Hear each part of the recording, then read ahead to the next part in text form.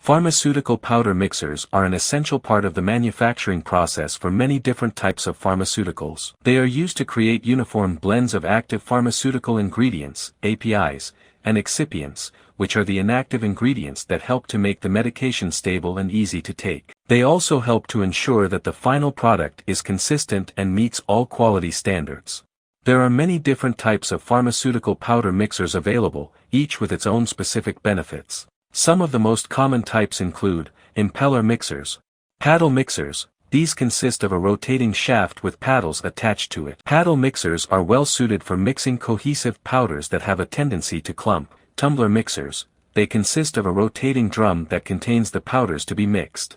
Tumbler mixers are well suited for mixing free-flowing powders. V-blenders. These are a type of high-shear mixer that is shaped like a V. 3D rotary mixers. The mechanical arm can rotate 360 degrees to mix the powder.